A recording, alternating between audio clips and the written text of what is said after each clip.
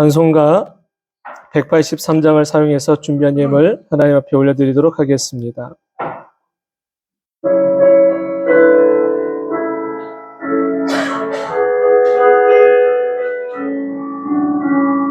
빈들의 마른 풀같이 시드는 나의 영혼, 주님의 허락한 성령 간절히 기다리네. 가물어 메마른 땅에 한 비를 내리시네. 성령의 담비를 부어 새 생명 주옵소서. 한가운 빗소리 들려 산천이 춤을 추네. 봄비로 내리는 성령 내게도 주옵소서. 가물어 메마른 땅에 한 비를 내리시네. 성령의 담비를 부어 새 생명 주옵소서. 절 따라 흘러를 내려 조목이 무성하리. 갈급한 내 심령 위에 성령을 부으소서. 가물어 메마른 땅에 담비를 내리시네. 성령의 담비를 부어 새 생명 주옵소서. 참되신 사랑의 언약 어길 수 있사오랴. 오늘의 흡족한 은혜 주실 줄 믿습니다. 가물어 메마른 땅에 담비를 내리시네. 성령의 담비를 부어 새 생명 주옵소서.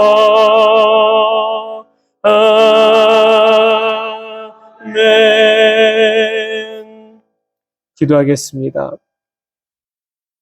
내가 그들에게 한 마음과 한 길을 주어 자기들과 자기 후손의 복을 위하여 항상 나를 경외하게 하고 내가 그들에게 복을 주기 위하여 그들을 떠나지 아니하리라. 아멘. 하나님 감사합니다. 우리에게 주를 향한 한 마음, 주를 향한 한 길을 여시어서 그 길 따라 그 마음으로 주를 바라보게 하시고 그 길을 걷는 자마다 하늘의 복과 땅의 복을 약속하신 것을 얻게 하실 줄 믿습니다. 지난 한 주간도 이 모습 저 모습 가운데 살아온 우리를 주의 선한 손길로 붙들어 주시고 안위하여 주셨다가 주의 전으로 불러 모아 주시니 감사합니다. 나올 때 귀한 마음의 예물을 준비하여 하나님께 드린 손길들을 기억하여 주시기를 원합니다. 간절한 마음의 소원이 있고 소망하는 마음이 있습니다. 하나님께서 그 모든 것 위에 더하여 주신 은혜가 있음을 보게 하여 주옵소서. 30배, 60배, 100배의 열매를 거둘 수 있도록 하나님이 축복하여 주시고 지혜가 부족한 자에겐 지혜를, 건강이 연약한 자에게는 건강의 회복의 은혜를 주시어서 주님의 은혜 가운데 있음을 우리 인생의 삶을 통해 알게 하여 주옵소서. 이 한 주간도 주가 주신 축복의 은혜 아래 거함 있는 삶을 살게 하시고 주가 예비하셨던 복록의 은혜가 각 사람 각 지체의 삶의 지경으로 충만해지도록 복을 내리어 주옵소서. 감사하며 은혜와 사랑이 많으신 예수님의 이름으로 축복하며 기도합니다. 아멘. 이제 함께 말씀을 나누도록 하겠습니다. 함께 나눈 말씀 스가랴 8장 1절로 8절까지의 말씀입니다. 스가랴 구약성경 1318페이지 부근에 있습니다. 구약성경 1318페이지 부근에 있습니다. 우리 찾으셨으면은 한 목소리로 말씀을 봉독하지요. 만군의 여호와의 말씀이 임하여 이르시되 만군의 여호와가 이같이 말하노라. 내가 시온을 위하여 크게 질투하며 그를 위하여 크게 분노함으로 질투하노라. 여호와가 이같이 말하노라. 내가 시온에 돌아와 예루살렘 가운데서 거하리니 예루살렘은 진리의 성읍이라 일컫겠고 만군의 여호와의 산은 성산이라 일컫게 되리라. 만군의 여호와가 이같이 말하노라. 예루살렘 길거리에 늙은 남자들과 늙은 여자들이 다시 앉을 것이라. 다 나이가 많으므로 저마다 손에 지팡이를 잡을 것이요 그 성읍거리에 소년과 소녀들이 가득하여 거기에서 뛰놀리라. 만군의 여호와가 이같이 말하노라. 이 일이 그날에는 남은 백성의 눈에는 기이하려니와 내 눈에야 어찌 기이하겠느냐. 만군의 여호와의 말이니라. 만군의 여호와가 이같이 말하노라. 보라, 내가 내 백성을 해가 뜨는 땅과 해가 지는 땅에서부터 구원하여 내고 인도하였다가 예루살렘 가운데 거주하게 하리니 그들은 내 백성이 되고 나는 진리와 공의로 그들의 하나님이 되리라. 아멘. 한 주간 성경 말씀 세미나에 참석하면서 이 세미나를 통해서 저와 우리 교회에 하나님께서 원하시는 것이 무엇인지 그리고 무엇을 하기 원하시는지를 잘 알게 되는 시간이었습니다. 이른 아침 시작부터 시작해서 7시 10분부터 시작했어요. 일찍이죠. 그리고 9시까지 했어요. 그 시간 동안에 아침부터 저녁 때까지 세미나를 듣고 정리하고 말씀을 묵상하면서 지난 10년의 목회 과정을 돌아봤습니다. 그리고 그 과정 속에서 나의 고집 때문에 또 하나님의 뜻과는 다른 방향으로 온 모습 때문에 회개하고 또 하나님 앞에 엎드리는 시간을 갖게 되었죠. 하나님이 이 땅에 수없이 많은 교회를 세우신 목적, 그리고 아름다운 교회를 세우신 목적이 분명히 있다라는 것을 다시 확인하고 돌아왔습니다. 그것은 한 영혼이 하나님의 사랑하는 자녀이며 그 자녀들이 하나님을 닮아가기를 원하신다라는 사실이에요. 우리가 우리의 자녀들에게 부모를 닮아가기를 원합니까?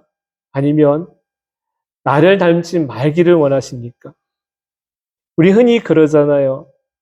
너는 엄마를 닮아라, 아빠를 닮아라 라는 말이 많이 하세요. 아니면 엄마도 닮지 말고 아빠도 닮지 말고 너가 잘 되기를 원해. 이런 말을 많이 하나요? 우리가 닮으라고 하는 것은 참 적어요. 그렇죠? 닮지 말라라는 말을 참 많이 합니다. 왜 그런 말을 합니까? 닮는 것보다는 닮지 않았으면 좋겠다라는 것이 우리에게는 참 많다라는 사실이에요.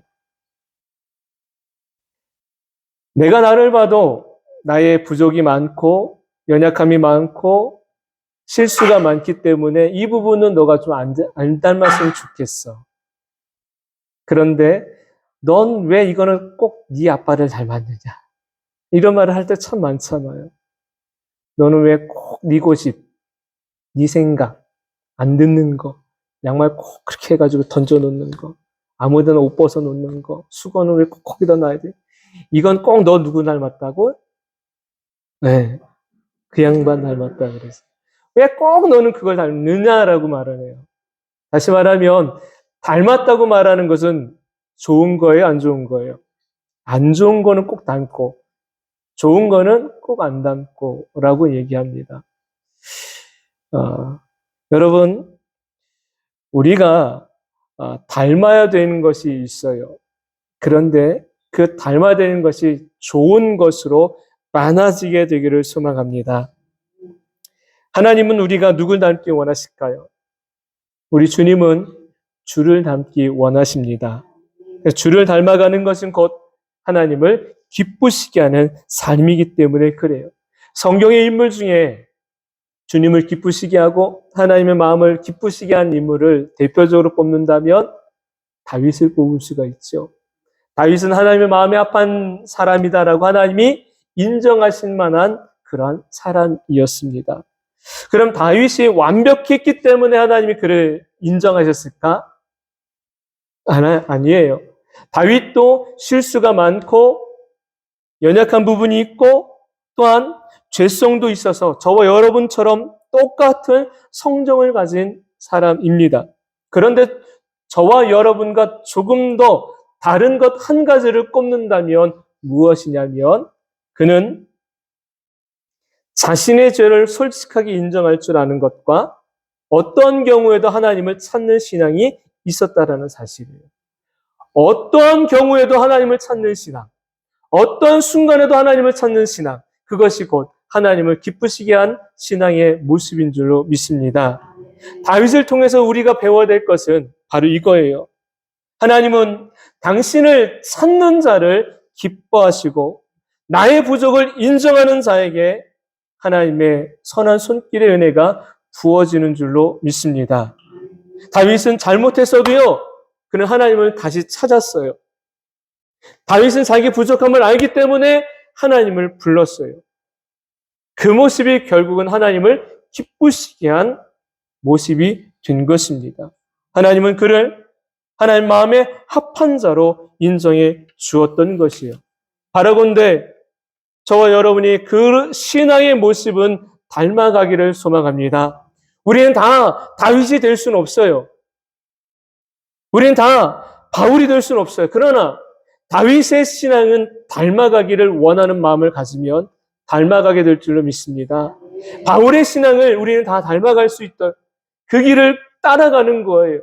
그러다 보면 어느 것 하나하나가 우리 삶에 변화가 일어나 내 안에서 어느 순간 주를 바라보게 되고 주를 찾는 신앙이 우리 안에 일어나게 될 줄로 믿습니다. 우리의 삶이 주님을 닮아가는 자로 변화되어지게 될 때 우리의 삶은 결국 형통과 축복을 누리는 삶이 될 것입니다. 이런 삶의 모습이 어떤 삶이냐면 제자의 삶인 거예요. 이후로 우리 교회와 성도 모두는 주님을 닮아가는 제자의 삶으로 삶의 방향이 조금씩 조율되어 함께 성장하고 축복받게 되기를 주님의 이름으로 축원합니다. 세미나를 지내는 동안에 한 주간 동안 저에게 또 다가왔던 것이 있어요. 그것이 뭐냐면 나 같은 자에게라는 거였습니다. 나 같은 자에게. 나 같은 자에게 내가 누구이건데 내가 무엇이건데 나 같은 자에게 이러한 과분한 은혜를, 과분한 사랑을, 과분한 대우를 받게 했는가입니다. 먼저는 우리 성도들이죠. 우리 성도들이 한 주간 동안 제가 없을 때에 새벽 강단을 지켜주시고 수요 예배, 금요 예배를 지켜주시면서 함께 기도해 주신 것. 나 같은 자가 누구간데 나를 위해 성도들이 그렇게 소리내어 기도하며 마음 모아 기도해 주었는가. 과분한 기도의 사랑을 받은 것이 제 마음에 먼저 왔습니다. 또 하나는요, 그곳에서 사랑의 교회 권사회에 속했던 권사님들이 연세가 좀 많으세요. 그런데 그분들이 새벽부터 밤늦게까지 좋은 것으로 목사님들을 섬기는 모습을 봤어요. 그러면서 저도 많이 섬김을 받았지요. 대우를 받았지요. 그 모습을 보고 그 대우를 받으면서 나 같은 사람이 누군데 이렇게 좋은 음식을, 이렇게 좋은 것을 받고 한 주간을 또 지날 수 있게 되었는가. 그분들의 마음 자세가 다른 거예요. 그분들의 마음 자세는 이거예요. 목사님들이 하나님 말씀을 배우고 하나님 말씀 앞에 쓰시는데 조금이라도 부족하지 않도록, 조금이라도 다른 것에 신경 쓰이지 않도록 이 권사님들이 최선을 다해서 섬겼다라는 사실입니다. 그 섬김을 받은 모든 수많은 목사님들, 거기에 320명의 목사님들이 모였거든요. 외국에서도 오시고 그 목사님들이 다 감사를, 그런 과분한 대우를 받았다라는 사실이. 그러면서 주었던 것이 이거예요. 이런 대접을 받아도 되는가? 그분들의 섬김의 모습 가운데 마음은 주님을 대하듯 하는 마음 그 자체였던 것이에요. 그래서 나 같은 자에게라는 것입니다. 여러분, 저와 여러분이 주를 대하듯 하라라는 말씀을 기억하시지요? 그 말씀이 어떤 것인지를 우리의 삶으로 행할 때에 그 삶을 통해 하나님이 더불어의 복을 주실 줄로 믿습니다. 머리로는 아는데 마음으로 움직여지지 않아요? 삶으로 나타나지 않아요? 그럼 거기에는 어떤 영향도 능력도 없다라는 사실이에요. 하지만 그분들은 경험했어요. 죽게 하듯 하는 마음의 자세를 가지니까 질병이 나았고 문제가 해결되고 길이 열려지는 것을 그분들이 경험했다라는 사실이에요. 여러분, 경험하고 그런 은혜가 있었기 때문에 누가 시키지 않아도 자발적으로 하는 모습이 그분들 안에 있었던 거예요. 야, 얼마나 귀해요. 그 귀한 하늘의 축복을 맛보고 경험할 수 있는 우리 성도들이 되기를 소망합니다. 그렇게 일주일을 지나고 왔어요. 여러분, 저와 여러분 모두가 존재감이 없는 사람들이 아닙니다. 다 존재감이 있는 사람들이에요. 왜냐하면 주님의 은혜가, 주님의 선하신 뜻이 저와 여러분 모두에게 다 담겨져 있기 때문에 그렇습니다. 그래서 우리는 어떤 사람들이에요? 기억하세요. 저와 여러분 모두는 하나님의 걸작품이라는 사실이에요. 하나님의 걸작품은요, 그 걸작품다운 값을 하게 됩니다. 저와 여러분이 그러한 역할을 감당해서 아름다운 하나님의 사람들, 바로 영가족, 하나님 나라에 속한 가족, 영적인 가족이 되어야 될 줄로 믿습니다. 본문의 말씀의 배경은 이러해요. 말씀의 배경은요, 이스라엘 백성들이 하나님을 떠나 세상의 우상을 섬기고 그 결과 바벨론에 의하여 나라가 망하게 됩니다. 그래서 많은 사람들이, 수없이 많은 사람들과 많은 보화와 보물들이 바벨론으로 다 넘어가게 되죠. 포로로 끌려가게 되고 빼앗기게 됩니다. 그래서 무려 70년 동안 바벨론의 지배 가운데 바벨론의 포로로서 생활을 하게 될 때에 하나님이 많은 선지자를 통해 가지고 말씀을 줘요. 그리고 그 말씀대로 70년의 기한이 차면 다시 예루살렘으로 돌아오게 하겠노라. 그 말씀이 이루어지는 순간이에요. 포로에서 귀환하는 이 이스라엘 백성들이 예루살렘으로 돌아와가지고 가장 먼저 해야 될 것이 뭐냐면 너희의 집을 짓는 게 먼저가 아니고 너희가 먹을 밭을 일구는 게 먼저가 아니고 하나님의 성전을 건축하는 것, 재건하는 것이 우선이라는 거예요. 예루살렘 성전이 무너졌어요. 하나님께 예배는 예배 처소가 무너졌어요. 왜 이것을 먼저 하라고 말씀하셨느냐면 우리 인생에 문제가 일어나면 무엇부터 풀어야 돼요? 하나님과 나와의 관계를 회복하는 것이 우선인 것입니다. 바로 그거예요. 하나님이 이스라엘 백성들에게 너희가 하나님과의 관계를 회복하라라는 메시지를 그들에게 준 것이죠. 그리고 하나님이 말씀하시면서 나는 너희를 이렇게 사랑한다는 걸 말씀해 주세요. 바로 질투의 하나님이라고 알려주신 거예요. 본문 말씀을 보면서 우리가 하나 둘씩 하나 확인해 갈 것입니다. 여러분, 오늘 본문의 말씀은 하나님과의 영적인 관계를 회복하면 하나님이 그들에게 주신 축복이 있다는 것을 다시 확인시켜 주시는 말씀이기도 합니다. 그러면 이 본문의 말씀을 중심으로 우리가 두 가지의 주제로 함께 나누려고 합니다. 오늘 이 시간 저와 여러분에게 임하는 은혜가 은혜의 저수지 가운데 저와 여러분 충만하게 흠뻑 젖어드는 시간이 되기를 소망합니다. 하나님의 사랑과 긍휼을 그 은혜를 체휼할 수 있는 시간이 되기를 주님의 이름으로 소망합니다. 그러면 우리 한번 말씀을 읽어보지요. 1절과 2절의 말씀을 소리내 함께 읽도록 하겠습니다. 시작. 만군의 여호와의 말씀이 임하여 이르시되 만군의 여호와가 이같이 말하노라. 내가 시온을 위하여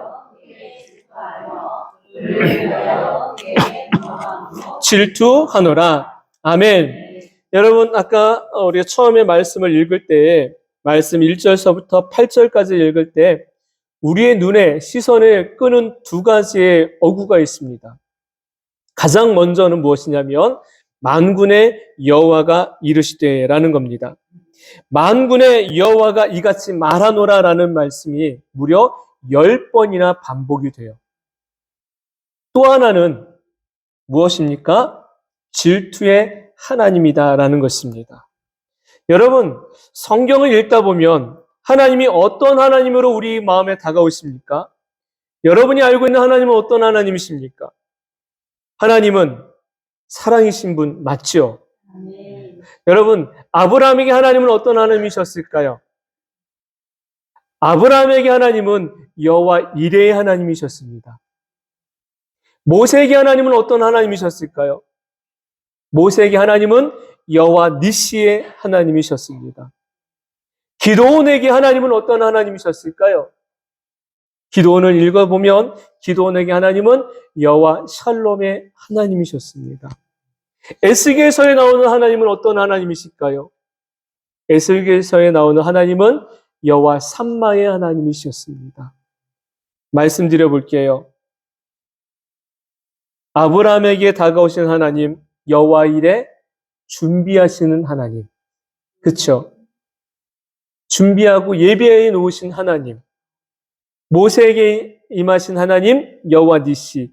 모세는 이스라엘 백성들을 이끌고 광야를 지나가야 될 사명을 가진 자였습니다. 그때 애굽의 군대가 아말렉의 군사들이 쫓아왔을 때에 전쟁할 때 승리를 주신 그 하나님을 찬양하는 장면을 보게 돼요. 그래서 모세에게는 여호와 니시 하나님이셨고, 기드온은요, 기드온이 아버지 집에 있는 우상을 다 깨트릴 때에 불안불안했지요. 그러나 아무 일이 일어나지 않아요. 그때 찾아왔던 하나님, 여호와 샬롬의 하나님, 평강의 하나님이십니다. 에스겔에게는요, 에스겔에게 다가왔던 하나님은 어디를 가든지 늘 동행하시는 하나님, 여호와 삼마의 하나님이셨던 겁니다.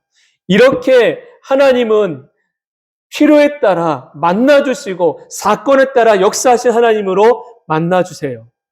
그러면 저와 여러분의 하나님은 어떤 하나님이실까요?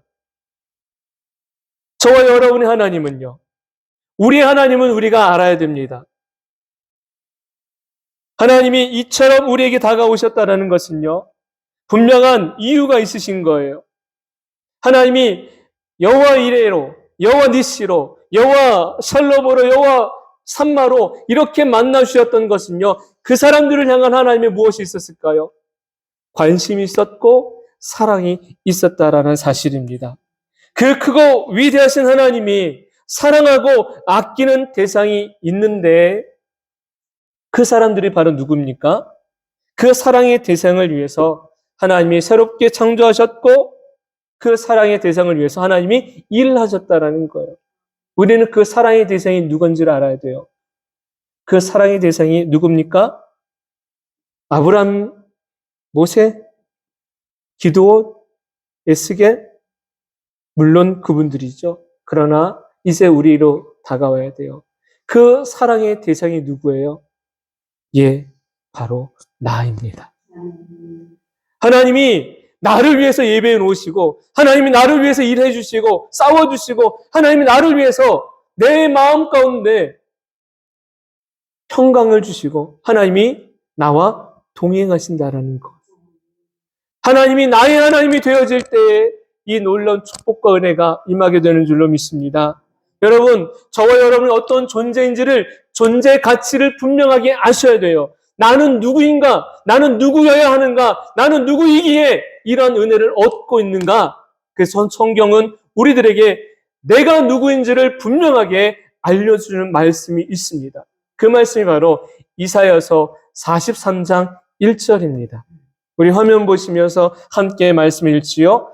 야곱아, 너를 창조하신 여호와께서 지금 말씀하시느니라. 이스라엘아, 너를 지으신 이가 말씀하시느니라. 너는 두려워하지 말라. 내가 너를 구속하였고 내가 너를 지명하여 불렀나니 너는 내 것이라. 아멘. 이처럼 저와 여러분은요, 하나님이 지명하여 택한 자가 되었다라는 것입니다. 어쩌다가 하나님 백성 된 게 아니에요. 어쩌다가 예수님 믿게 된 게 아니에요. 하나님의 섭리하심에 따라 저와 여러분이 하나님을 나의 아버지라 부르게 되고 예수님을 나의 구주라고 고백하는 신앙을 갖게 된 줄로 믿습니다. 내가 결코 잘나서도 아니고요. 내가 똑똑해서도 아니고요. 사회적인 지위가 높아서도 아닌 거예요. 내가 어떻게 해서라 하나님의 자녀가 된 게 아니라는 것입니다. 그렇다고 내가 먼저 하나님 나 자녀 삼아주세요라고 찾아간 것 먼저 아닌 거예요. 항상 하나님이 먼저 찾아와 주셨습니다. 아브라함이 하나님을 알아가지고 찾아갔습니까? 모세가 하나님을 알아가지고 찾아갔습니까? 아니지요. 성경을 가만히 읽어보십시오. 성경에 만나는 모든 하나님의 사람들은요, 하나님이 항상 먼저 찾아와 주셨다는 거예요. 예수님의 제자가 되었던 12제자들, 베드로가 먼저 나 제자 삼아주세요라고 예수님의 말씀이 너무 지혜로우니까 나 예수님께 많은 것 배우고 알고 싶어요라고 찾아갑니까? 아니거든요. 예수님이 찾아오셔서 베드로에게 말씀하셨고 베드로가 예수님 앞에 무릎 꿇을 때에 예수님이 그를 불러주셨다는 사실이에요. 마찬가지. 저와 여러분도 마찬가지입니다. 우리 모든 사람들이요. 다 내가 뛰어나가지고 제자가 되고 자녀가 될 만한 그런 능력이 있고 자격이 있어가지고 된 게 아니에요. 모든 사람들 한 사람 한 사람마다 주님이 지명하셔서 택하여 주었다라는 것입니다. 그리고 찾아오셔서 만나주셨다라는 사실입니다. 그런 사람이 바로 저와 여러분이에요. 이것이 은혜가 아니고 무엇일까요? 이 놀라운 은혜를 받은 저와 여러분은 그럼 어떤 사람입니까? 따라서 합시다. 나는 복받은 사람입니다. 확실하게 확인하셔야 돼요. 나는 복받은 사람입니다. 정말입니까? 맞아요. 나는 복받은 사람인 거예요. 자꾸만 세상적인 기준을 가지고 보지 마세요. 세상의 가치관 가지고 보지 마세요. 내가 하나님의 자녀가 되었고 이 시간 예배를 드리고 하나님을 아버지라 부르고 예수의 이름으로 기도할 수 있다는 특권은요. 아무에게나 주어지지 않는다는 사실이에요. 그렇게 기도하고 그렇게 부르짖고 그렇게 예배할 수 있는 사람은요. 얼마 안 돼요. 얼마 안 돼요. 그 중에 내가 속해 있으니 얼마나 복 있는 사람입니까? 그런데 이런 하나님의 사람들이 이런 하나님의 백성들이 하나님을 봐야 될 사람들이 하나님을 바라보지 않은 거예요. 다른 것을 바라보기 시작합니다. 하나님이 아닌 다른 것을 하나님보다 더 사랑하기 시작합니다. 여러분, 사랑하는 사람이 다른 사람을 사랑하게 되면 어떤 마음이 내 마음에 들어와요? 질투죠. 질투. 오늘 본문의 2절에 보면 하나님은 어떤 하나님이라고 말씀하고 계세요? 질투의 하나님이다라는 표현이 나옵니다. 한번 생각해 보십시오. 우리의 질투와 하나님의 질투가 같은 의미일까요? 우리의 질투는 인간의 질투, 세상의 질투는 어떤 질투입니까? 인간의 질투, 세상의 질투는요, 파멸입니다. 그 질투의 끝은 파멸인 거예요. 쉽게 말씀드릴게요. 너 죽고 나 죽자라는 거예요. 그게 인간의 질투요, 세상의 질투입니다. 질투는 그냥 미움으로 시기로 끝나지 않습니다. 상대방을 파멸시켜야 끝나는 게 세상의 질투요, 인간의 질투입니다. 결국은 그 질투는 상대방만을 파멸로 끌고 가는 것이 아니라 나도 같이 파멸의 끝자락에 서게 되는 거예요. 하지만 하나님의 질투는요. 하나님의 질투는 회복의 질투입니다. 하나님의 질투는 살리려고 하는 하나님의 질투라는 사실입니다. 하나님은 당신을 버린 인간을 용서하지 않으셔도 돼요. 그냥 심판하시고 다시 하나님의 마음 합한 사람들만 택하셔가지고 하나님의 그 구원의 계획을, 하나님의 그 선하신 계획을 그냥 준행하여 이루시면 돼요. 그런데 하나님이 그렇게 하지 않으셨다는 사실. 이스라엘 백성들이 대단한 민족이기 때문에 택한 건 아니셨죠.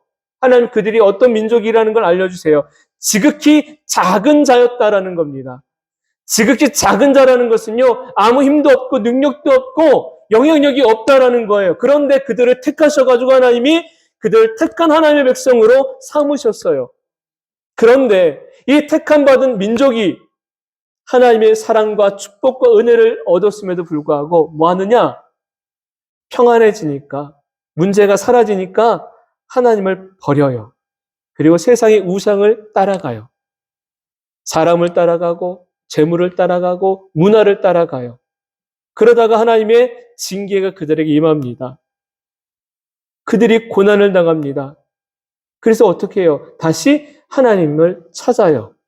하나님을 찾았으니까 그 고난과 문제가 해결되죠. 평안함의 시대가 돌아와요.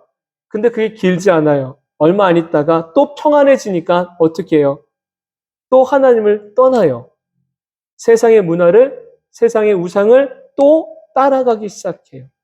여러분, 사사기를 보면 계속 이 모습이 계속해서 쳇바퀴처럼 돌아가지 않습니까?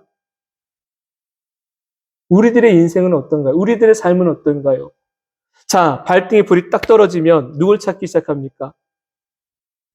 하나님 찾기 시작합니다. 내 힘으로 할 수 없는 문제가 떨어지면 하나님 앞에 엎드립니다. 그런데 그 문제가 해결돼요. 점점 평안해져요. 그 순간 얼마 안 있다가 어떤 모습이 우리 안에 일어날까요? 하나님 앞에 서는 모습이 점점 줄어들게 되고 기도가 줄어들게 되고 예배의 사모함이 줄어들게 되고 세상과의 만남을 더 많이 갖게 돼요. 그게 우리들의 모습이에요.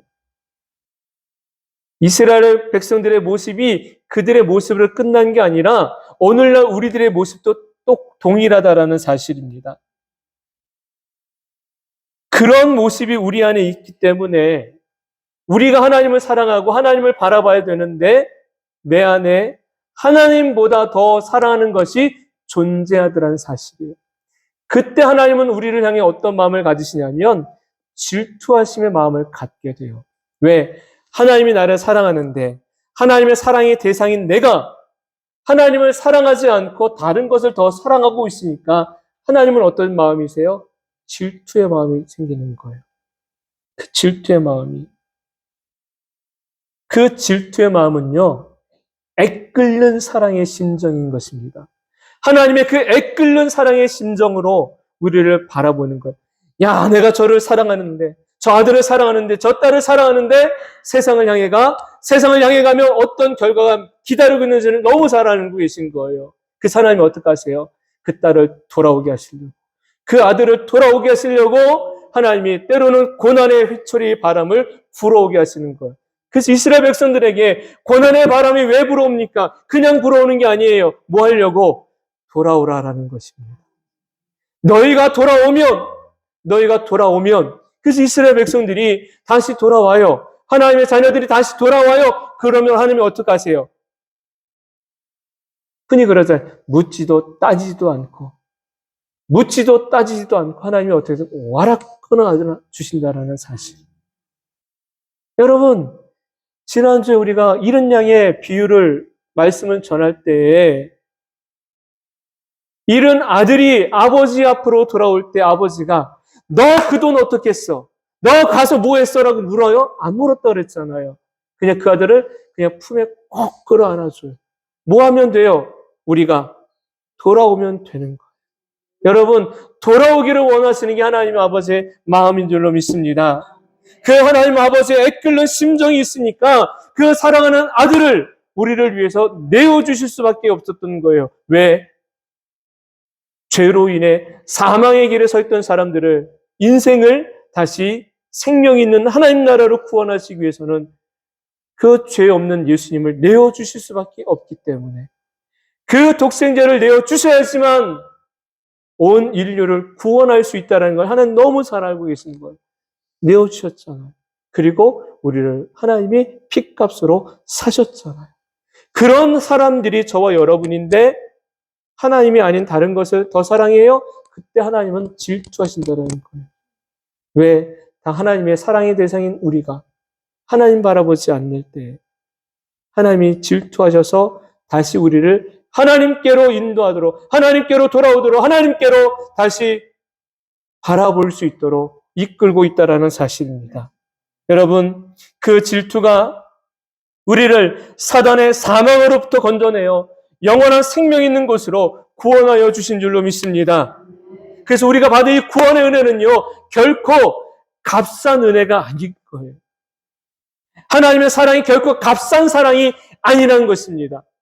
이 크고 놀란 하나님의 은혜와 사랑을 받은 저와 여러분 모두가 얼마나 존귀한 존재인지, 얼마나 소중한 사람들인지를 늘 기억하며 사는 이들이 되어야 될 줄로 믿습니다. 그래서 이 은혜를 받은 사람들마다 찬송을 부를 때도 그냥 입술로만 부르지 마세요. 찬송의 가사가 그냥 세상 바깥으로만 굴려 퍼지는 것 아니라 내 안으로 들어와야 됩니다. 찬송의 소리가 내 안으로 들어와야 돼요. 가사가 내 안에 들어와서 역사하셔야 돼요. 찬양할 때 놀라운 기적이 일어난다는 사실을 믿으시기 바랍니다. 왜냐하면 찬양에는요, 능력이 있어서 찬양할 때 어둠의 영이 떠나가게 돼요. 왜 사울이 귀신이 그를 힘들게 만들 때에 다윗을 불러준 줄 아십니까? 다윗은 세상의 가곡을 부르지 않았어요. 그는 하나님을 찬송했어요. 그 찬송의 소리가 무엇을 물리쳐요? 어둠의 영, 흑암의 영들을 물리친 거예요. 여러분, 찬송을 한 곡을 부르더라도 그 찬송이 내 안으로 들어오기를 사모하는 마음으로 부르면 내 안에서 놀라운 역사가 일어납니다. 제가 고백했잖아요. 제가 어깨가 아파가지고 손이 안 올라갈 때 찬송 가운데 하나님 나를 고쳐주었다는 사실을. 여러분에게는 그런 경험 있고 싶지 않으십니까? 여러분에게 있는 인생의 문제, 삶의 문제가 하나님이 그것이 풀어지고 열려지기를 원하지 않으십니까? 그러면 예배를 드릴 때, 찬송을 부를 때 그 속에 온 마음을 담으시기를 바랍니다. 두 번째, 참된 축복을 주시는 하나님 은혜입니다. 본문 말씀 7절과 8절 말씀을 함께 읽겠습니다. 시작. 만군의 여호와가 이같이 말하노라. 보라, 내가 내 백성을 해가 뜨는 땅과 해가 지는 땅에서부터 구원하여 내고 인도하였다가 예루살렘 가운데세 거주하게 하리니 그들은 내 백성이 되고 나는 진리와 공의로 그들의 하나님이 되리라. 아멘. 하나님은 당신의 백성의 마음이 하나님을 떠났을 때 가만히 계시지 않으셨습니다. 백성에게는 고난의 바람이 불어왔지만 그 고난의 바람은 결국 하나님께 돌아오게 하시는 축복의 바람이었던 것입니다. 하나님께서는 다시 돌아오는 이들에게는 공의로움과 진리로 행하시는 것을 보게 돼요. 여러분, 돌아오는 이스라엘 백성들에게 주신 선물이 있어요. 그 선물은 바로 뭡니까? 평안이었고 화평이었다는 사실이에요. 앞서 본문의 4절과 5절에 보면 이런 말씀이 나오지요. 예루살렘 길거리에는 늙은 남자들과 늙은 여자들이 다시 앉을 것이며 라고 나오고 또 성읍거리에 소년과 소녀들이 가득하여 거리에서 뛰놀리라. 여러분 한번 이 분위기를 한번 연상해 보세요. 늙은 남자들과 늙은 여자들이 길거리에 다시 나와 있어 앉을 것이고 또한 소년과 소녀들이 길거리를 뛰어 돌아다닐 거다. 어떤 연상이 됩니까? 어떤 모습이 그려집니까? 제가 어렸을 때 6살, 7살, 8살 됐을 때에 동네 길거리는 골목에는요. 얼마나 많은 애들이 나와가지고 구슬치기를 하고 자치기를 하고 오징어 게임을 하고 얼마나 많이 돌아다녔는지 그 골목에는 아이들이 바글바글했어요. 근데 요즘은요. 아이들이 있어요, 없어요? 없어요. 여러분, 저와 여러분이 그 성장할 때를 한번 생각해 보시는 거예요. 다시 말하면 이 분위기가 어떤 분위기였느냐면 무질서한 시대가 아니라 평화로운 시대였다라는 것입니다. 아이들이 기쁘게 뛰어논다라는 것은요, 그만큼 그 환경과 상황이 어떻다라는 거예요? 평안하다라는 거예요. 화평하다라는 거예요. 불안의 시대가 아니라는 것입니다. 할머니, 할아버지들이 불안하면 나옵니까? 나오지 않아요. 평화로우니까 길거리에 나와가지고 이렇게 앉아 계시는 거예요. 그 환경들을 보는 거예요. 그 분위기를 보는 거예요. 다시 말하면 하나님이 너희가 바벨론의 포로로 끌려갈 때는 불안이었고 초조였고 두려움이었다면 이제 돌아와서는 무엇을 얻게 되리라? 평안함의 시대를 누리게 될 것이라는 거예요. 자유로운 시대를 만끽하며 살게 될 거라는 것이에요. 하나님이 이 복을 이스라엘 백성들 가운데 준 것입니다. 여러분, 오늘 여러분의 시대는, 내 삶의 시대는 어떤 시대이십니까? 염려, 근심의 시대이십니까? 아니면 평안과 기쁨의 시대이신가요? 염려와 근심으로 가득한 것 같아 보이는 내 삶의 시대라고 그것 때문에 절망하지 마시기 바랍니다. 그 구름을 뚫고 올라가면 무엇이 있을까요? 화창한 날이 있다라는 거예요. 여러분, 먹구름의 끝은요, 그 끝을 뚫고 가잖아요? 먹구름이 저 끝까지가 되어 있는 게 아니에요. 요 먹구름을 뚫고 올라가면 너무너무 푸른 화창한 하늘이 열려져 있다는 것입니다. 터널도 뭐가 있어요? 끝이 있어요. 터널의 끝을 갔는데 또 깜깜합니까? 아니죠. 터널의 끝은 광명한 빛 가운데 있어요. 우리 인생의 것도 마찬가지입니다.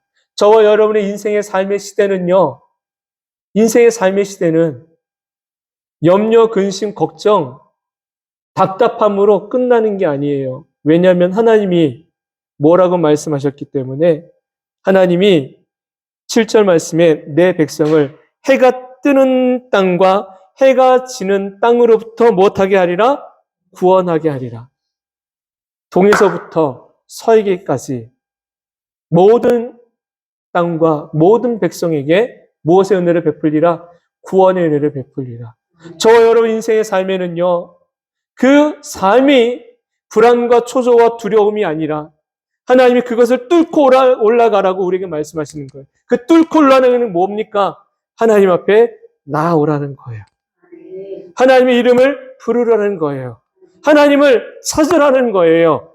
그리하면 그 뚫고 올라갔을 때 주시는 화창한 하나님의 축복의 날을 주실 줄로 믿습니다. 요셉을 한번 생각해 보세요. 요셉이 처음부터 그가 애굽 땅에 가면 국무총리가 될 걸로 알고 갔습니까? 아니죠. 아닌 거예요. 그는 애굽에 갔을 때 철저히 그는 노예였습니다. 노예였을 때 하나님을 떠난 게 아니에요. 그 순간에는 하나님을 의지했어요. 그러면 하나님을 의지하고 하나님을 바라봤으면 금방 분위기가 달라져야 되잖아요. 상황이 역전돼야 되잖아요. 그에게 돌아온 건 뭡니까? 다시 억울한 누명으로 감옥에 갇히는 거였어요. 감옥에 갇혔어요. 그럼 그 속에서도 하나님을 찬송하고 경배했어요. 떠나지 않았어요. 그러면 그의 억울함 좀 금방 풀어져야 되잖아요. 그런데 웬일입니까? 은혜를 받은 사람은 그 은혜를 홀딱 잊어버리고 더 2년 동안 감옥 생활을 하게 돼요. 그럼에도 불구하고 그는 뭐예요? 또 하나님을 바라봐요. 하나님을 바라봐요. 하나님을 구해요. 그러니 하나님이 마침내 어떻게 하세요? 그를 하나님의 시간에 그를 찾으셨고 그를 높여주셔서 마침내 민족을 이루는 토대를 다지게 만드셨다라는 사실. 여러분, 저와 여러분에게도 하나님은 그런 복을 주시는 줄로 믿습니다. 하나님이 우리에게 어떤 하나님으로 다가오십니까? 1절부터 8절에 무려 10번이나 반복되어지는 구절이 있다고 말씀드렸죠? 만군의 여호와, 만군의 여호와, 만군의 여호와. 여러분, 만군의 여호와는 어떤 하나님이세요? 가벼운 하나님? 아니지요. 만군의 하나님, 엄청나게 웅장한 하나님, 대단한 하나님, 능력의 하나님. 여러분, 그 만군의 하나님이 누구십니까? 저와 여러분의 아버지십니다. 그 만군의 하나님의 은혜를 우리는 바라보기를 원합니다. 풀은 마르고 꽃은 시들지만 여호와의 말씀은 영원하다라는 것을 기억하세요. 만군의 하나님이 이러니 만군의 하나님이 말씀하시느니라. 만군의 하나님 말씀하시느니라. 그 말씀이 언약이에요. 언약은 약속이고 그 약속은 성취인 줄로 믿습니다. 하나님은 저와 여러분을 향해서 말씀하셨다, 언약하셨다라는 거예요. 그 언약은 이루어지는 언약입니까? 아니면 이루어지지 않는 그냥 공수표 같은 약속입니까? 이루어지는 언약, 약속인 줄로 믿습니다. 그러면 우리는 그 약속 믿고 가는 거예요. 우리는 그 말씀 붙들고 가는 거예요. 여러분의 가정에, 여러분의 기업에, 여러분 개인에게 주신 하나님의 약속된 말씀이 있어요. 그 말씀을 붙드시기 바랍니다. 그 말씀에 아멘 하시기 바랍니다. 그 말씀을 사모하시기 바랍니다. 그러면 하나님이 반드시 이루어 주시겠다는 거예요. 이스라엘 백성들에게 약속하셨죠. 마지막 8절 말씀에 너는 누가 될 것이고 내 백성이 될 것이고 나는 너희의 하나님이 될 것이라는 사실이. 이제 말씀을 마치려고 합니다. 하나님이 우리에게 말씀하셨습니다. 그들은 내 백성이 될 것이고 나는 진리와 공의로 다스리며 그들의 하나님이 될 것이다. 여러분, 저와 여러분의 시선을 어디를 향하여 두어야 됩니까? 삶의 문제와 고통 때문에, 힘겨움 때문에 세상 바닥을 바라보지 말고 눈을 들어 나의 주 나의 하나님을 바라볼 수 있게 되길 소망합니다. 입을 열어 내 구주가 되시고 나를 찾아와서 지명해 주신 그 하나님을 불러야 될 줄로 믿습니다. 그럴 때 우리 인생의 삶은 지금이 끝이 아닌 거예요. 늘 기억하세요. 지금은 뭐다? 과정이다. 이 과정을 지나가면 하나님이 내게 주신 그 선함의 열매, 축복의 열매를 반드시 나는 얻게 된다. 이 소망, 이 믿음 갖고 우리가 하나님 앞에 나아가는 아름다운 하나님 사람들 되길 소망합니다. 이 시간에 시선이라는 찬양이 있어요. 나의 시선을 하나님께 두기를 원하는 그 마음, 간절함을 갖고 함께 찬양했으면 좋겠습니다.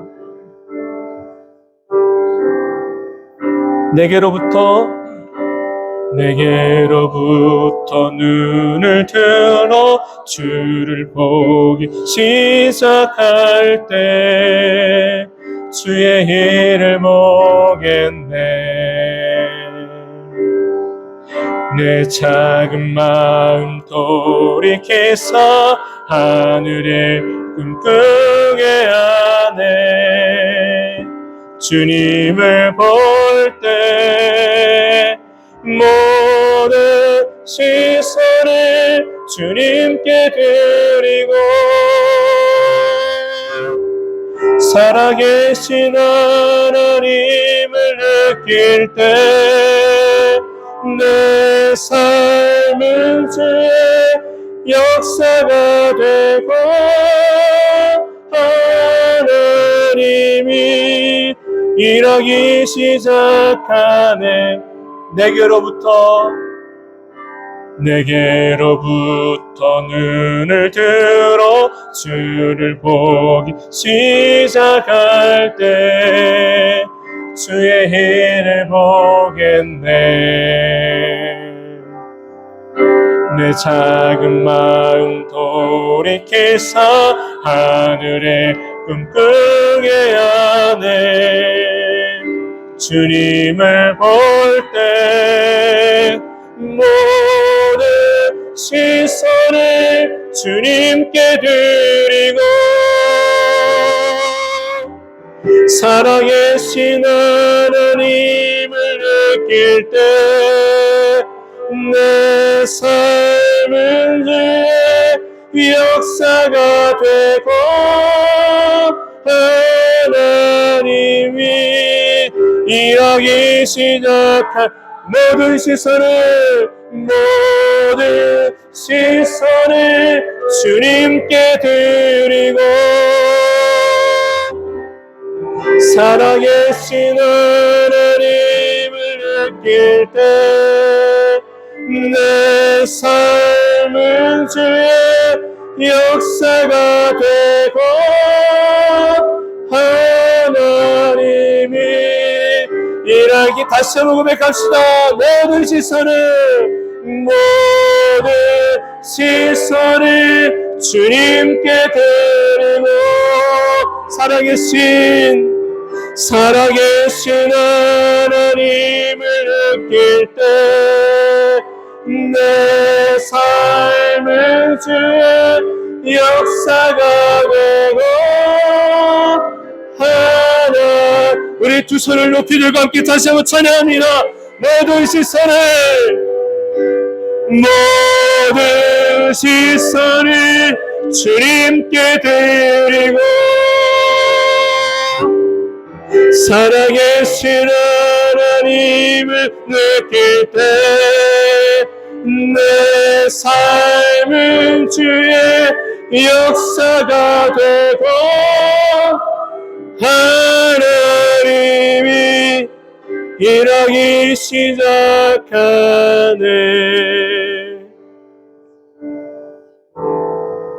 금속 그대로 함께 기도하겠습니다.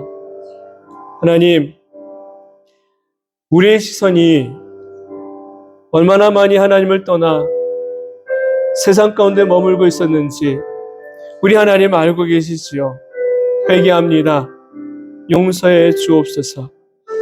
하나님께 우리의 마음을 온전히 둘 수 있도록, 하나님께 우리의 시선을 온전히 맞출 수 있도록 성령님, 우리의 믿음을, 우리의 삶을 붙잡아 주옵소서.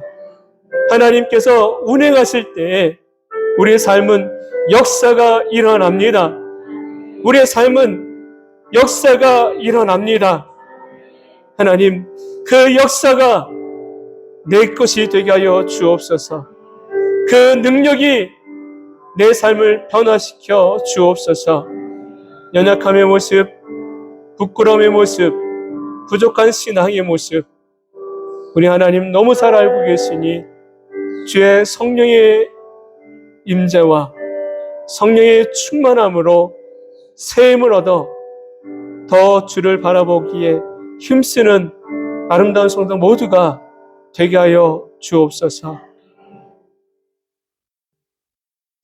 이제는 우리를 죄 가운데서 구원하여 주신 예수 그리스도의 그 크신 사랑과 하나님 아버지의 다음 없는 사랑하여 주심과 성령님의 감화 감동 교통 내주하심의 역사가 사랑 모든 성도들의 삶 가운데 이제로부터 영원토록 함께 하시기를 간절히 축원하옵나이다. 아멘.